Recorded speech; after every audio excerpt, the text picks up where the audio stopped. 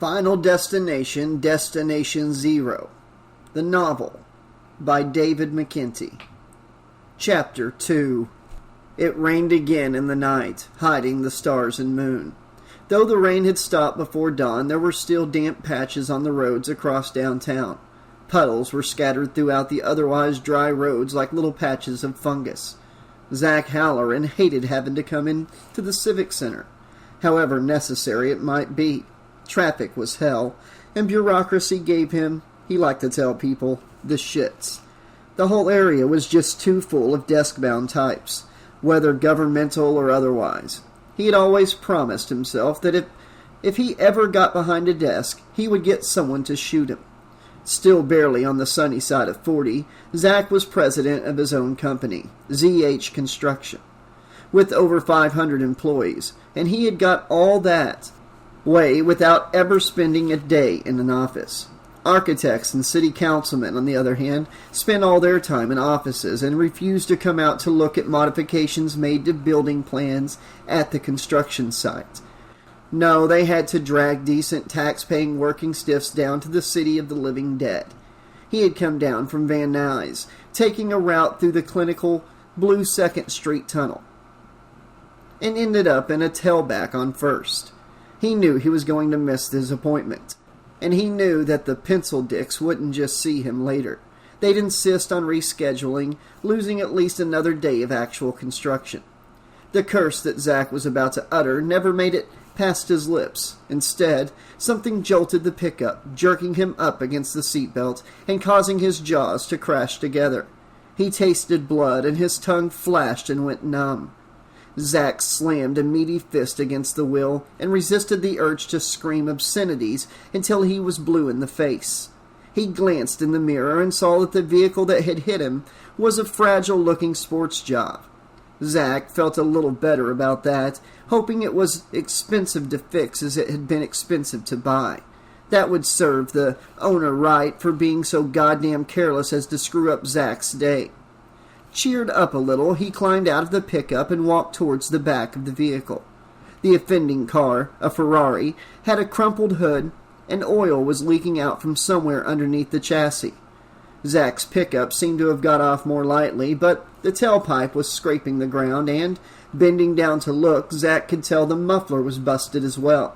He might have got off lightly, but he still wasn't going to be driving anywhere else in this truck today. He'd have to call a tow truck.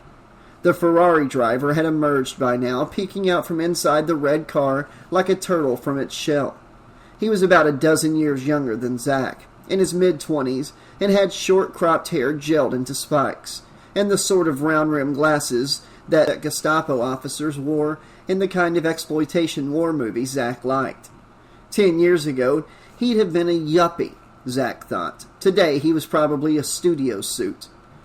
"I'm sorry, so sorry," the guy was blubbering. Zach was immediately and inevitably reminded of the governor's girly man comment. This was without a shadow of a doubt a girly man. "So you fucking should be. You know this is coming out of your pocket, right?" "Yeah," the girly man brightened. "Yeah, hell, I can afford it." He looked at Zach's pickup. "That's what, a 98? If that's what you're still driving, I probably earn more in a month than you do in a year."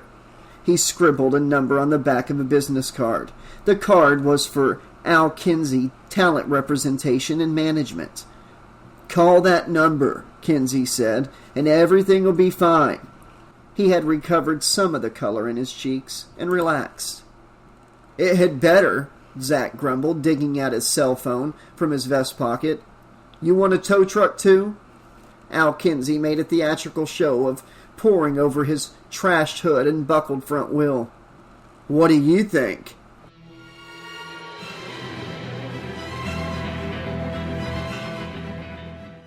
Patty flashed her best smile, her driving license and a stamped Freedom of Information Act return. "I was told to come along and pick up this stuff." The board clerk looked at the paperwork for all of a second, then checked a list out of her sight in his little cubicle. "Yeah, okay," he said. "I'll just be a minute." With that, he vanished into the mysterious recesses that Patty allowed herself to imagine contained the truth about JFK, Autopsy reports on recovered alien bodies, the location of Jimmy Hoffa, and maybe the Ark of the Covenant. Or at least photocopies of all that stuff. The really cool stuff was undoubtedly kept in Washington, D.C., and never let out to be examined by the eyes of the public. A minute later, the clerk was back, shoving a thick manila folder through the slot between Patty and himself. She verified that he'd given her the correct documents, thanked him, and left the FOIA office. As she was waiting for the elevator back down to street level, a heavily accented voice said, "Well done, comrade." Startled, she began to raise a fist as she turned. She needn't have bothered, as the speaker was Will. "What are you doing here?" "It's my day off," he reminded her. "I came along hoping I'd catch you in time to do lunch. I know this really neat little place next to Union Station. It's only one stop over on the Metro line." Patty hugged him. "That sounds great."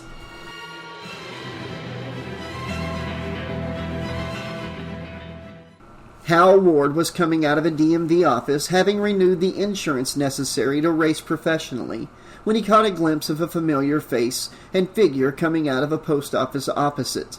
"Susan!" he called, causing several people to look round to see what the fuss was all about. He ignored them and darted over a crossing that was conveniently green. "We have to stop meeting like this." "Should I worry that you're stalking me?" "No, you shouldn't worry, even if I stalk you. Or are you stalking me?" "It's the 21st century, man, stalking equality?" She laughed. "Where are you headed now?" "A secure parking lot. I caught the Metro in here. I ain't bringing Mashiko into this mess." "Mashiko?" She looked shocked and startled. Hal wondered if he should read anything into that. Sure, they flirted, but didn't everybody?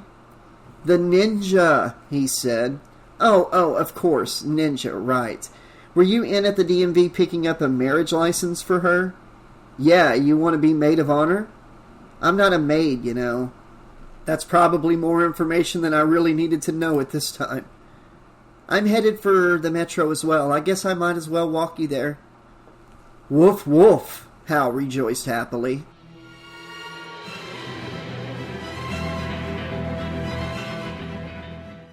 The tow trucks had been hooked the Ferrari and the pickup like particularly gullible bass, and absorbed back into the chaos of the metropolis. Al Kinsey thought the day had sucked so far.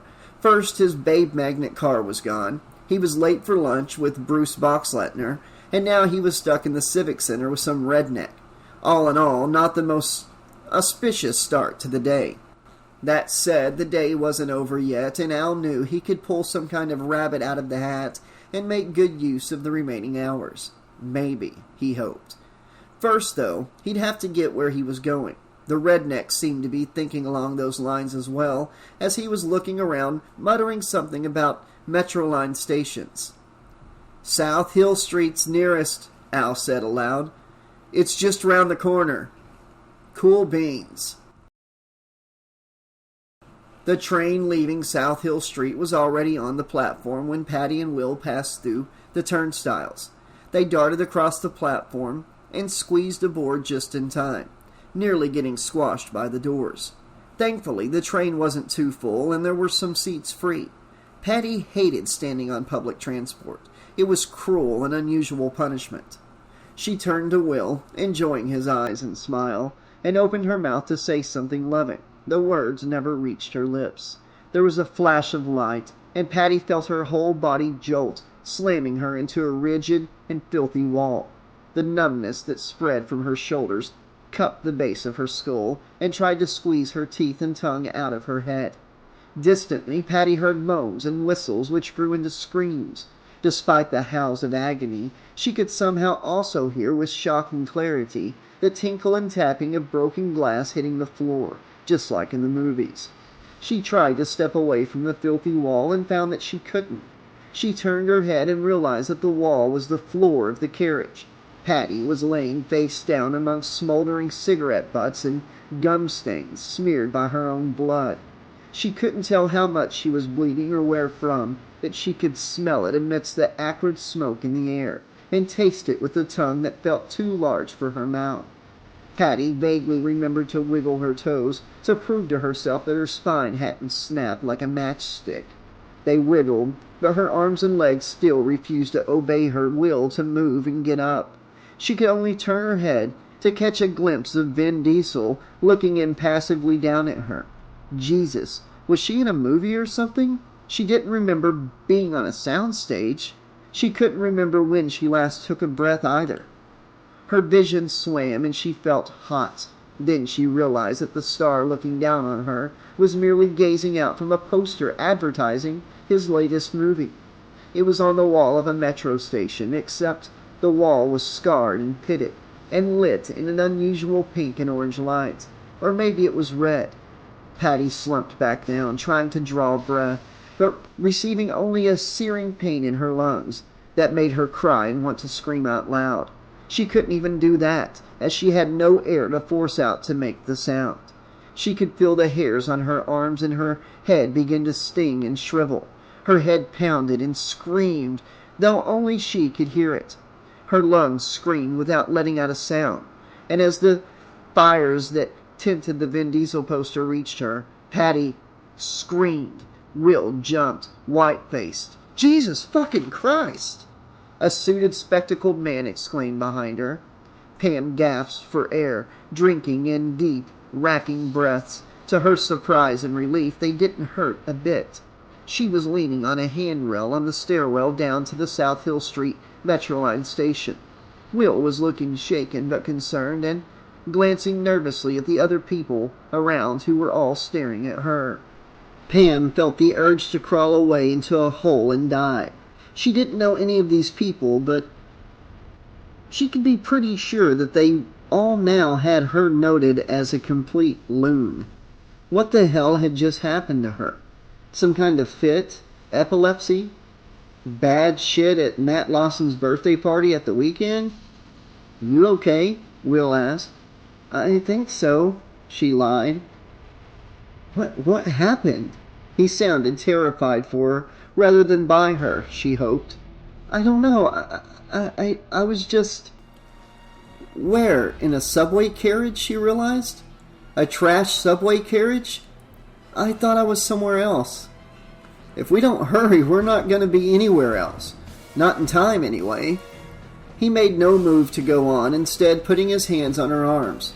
You up to it, or do you need to go up for some air? She shook her head. She had to be either at home or the office in 20 minutes if she was to get her notes typed up by close of business. The office was closer. I'm okay. She took a couple of deep breaths, trying to control her chi, and grinned at him. Come on.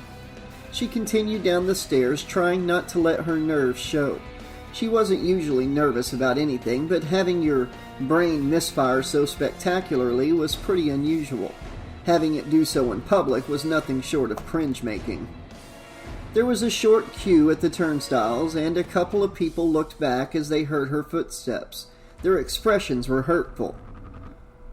Oh, that, they said wordlessly.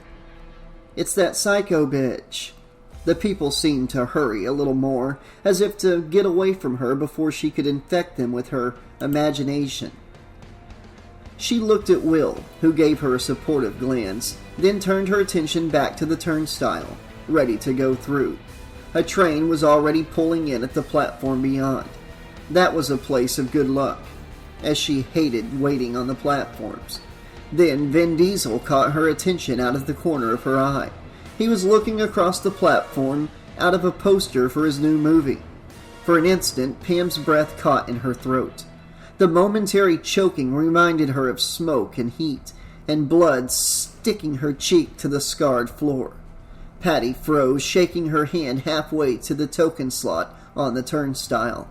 A Vin Diesel poster, heat, blood, bomb. Her brain finally told her it was a bomb. No, it will be a bomb. Worse, it is a bomb. What's up, Patty? Will was asking. You okay? We can't, she said. What? We can't go through. Come on, lady, a stocky middle-aged man in jeans and a Wrangler shirt was saying. We ain't got all day. No, Patty said more forcefully. Don't go. There's... How was she supposed to say all of this without sounding crazy? Who cared? If it saved lives, there was nothing wrong with looking crazy. "There's a bomb! A bomb on the train!" Will looked at her as if she had suddenly grown a spare head. "Screw you, lady," a bespectacled man with spiky hair and a lightweight suit cried. He started to step around her, but Patty dodged, stretching out an arm to block his way. "No," she snapped. "You'll die." "You'll fucking die if you don't get out of my way," the man snarled. He tried to push past her, but she held him back. She knew what was going to happen. It had to be knowledge, not just a fear or a hallucination. She wasn't crazy. Patty hoped she wasn't crazy anyway. Then again, if she was just crazy, then everyone was safe. So she let herself hope that she was crazy after all. The spiky-haired man raised a hand to slap her aside, but Will caught his wrist. "You raise your hand to a woman again," he said, "and I'll snap it off."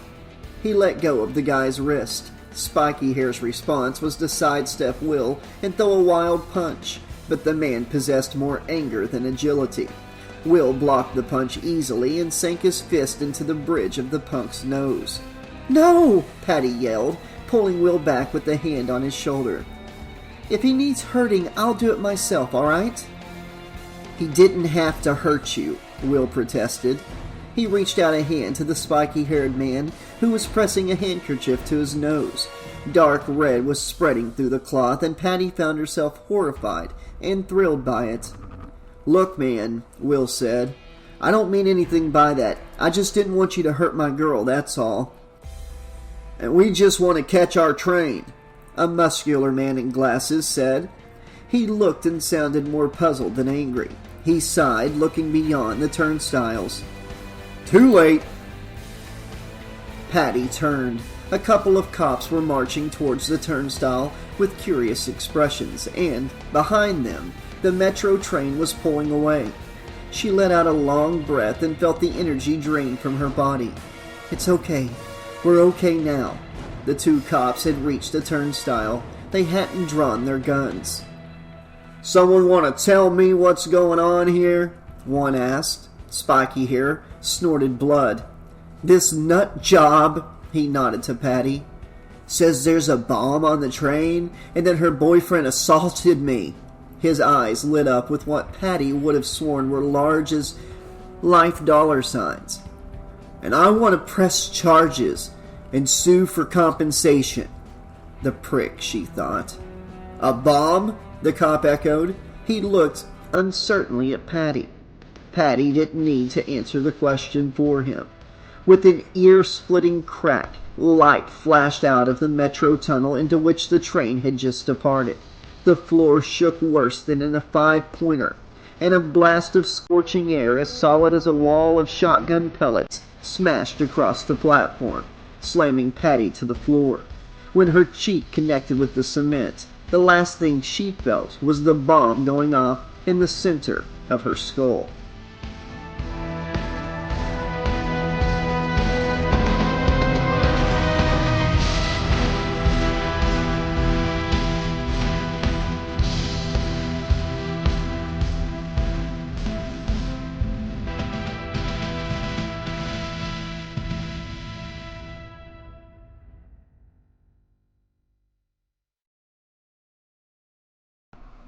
Okay, Slashaholics, this has been Chapter 2 of Final Destination, Destination Zero by David McIntee. Gotta say, I really enjoyed the premonition. Sorry for the short upload. I will be back soon with more of this book. Wanted to kind of leave it here, let the premonition and the actual accident simmer a little bit, and we're going to find out the aftermath. I'm looking forward to finding out exactly how Jack the Ripper ties into this story. Who's behind the bomb, and how Death is going to handle taking out these survivors that Patty saved with her premonition. I do like the idea of it being a bomb on a train. That was pretty interesting and original for the series.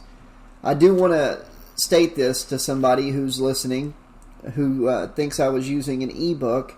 I'm actually using pictures that I took of all the pages of this book a while back. That's why you hear a clicking noise every now and then. I'm clicking from picture to picture of the pages.